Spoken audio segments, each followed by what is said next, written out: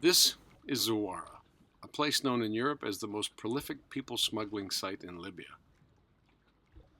The port city on North Africa's coast sits about 100 kilometers west of Tripoli and extends right up to the Tunisian border. Smugglers here not only have the advantage of an empty sandy coastline, but also access to a supply route of boats and migrants from neighboring Tunisia. Hundreds of testimonies collected over the years by journalists, NGOs, and from migrants themselves corroborate the idea that this is a mostly Berber region and a major hub for smuggling. Zuwarans prefer the label Amazigh rather than Berber, and they make it clear that they're not happy with this label and perception that they are smugglers. We met Councillor Basim Dahan and some of his staff at the municipality headquarters. He says the European press has equated not only the town, but the people who have historically populated as unscrupulous people who are engaged in smuggling. We are a very human being, we are a very social people, we are doing the right things to either to the national or international affairs. The person was educated outside the Libya, so I do respect that. The Amazigh, a Berber ethnic group indigenous to the Maghreb, are scattered over a vast area stretching from the Mediterranean Sea to the Niger River. That in itself would suggest that they would be best placed to carve out a slice of this lucrative illegal trade. But Dahan rejects this.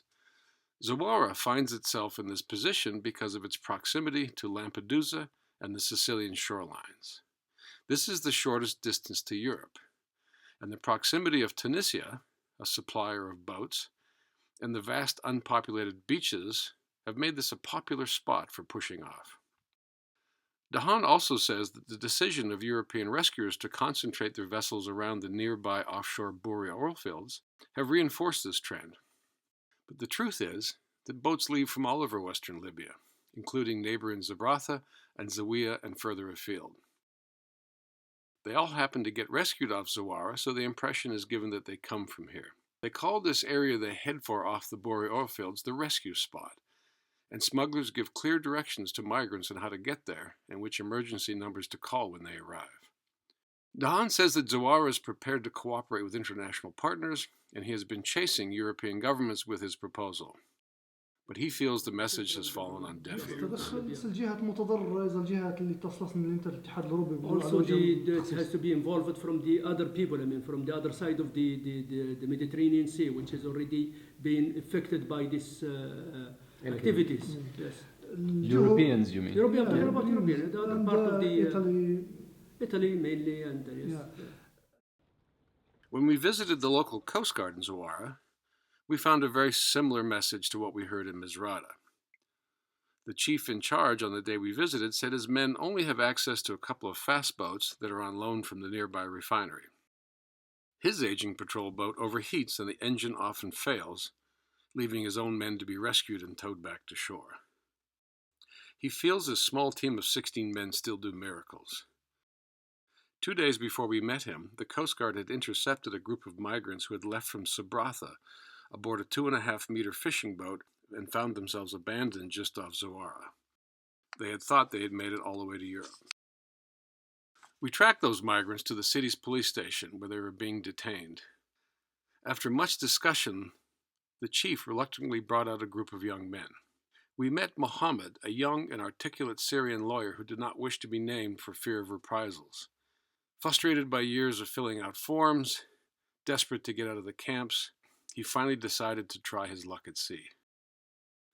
Surprisingly, it had only taken him 5 days to travel from Syria and get on a smuggler's boat. When he found out that he had been returned to Libya, he was crestfallen. Before I came to Libya, in Algeria, I really tried everything. I went to the German embassy, the Canadian embassy. I gave them my papers, I gave them my contacts. Nothing happened. We are refugees. We have no money. Who wants us?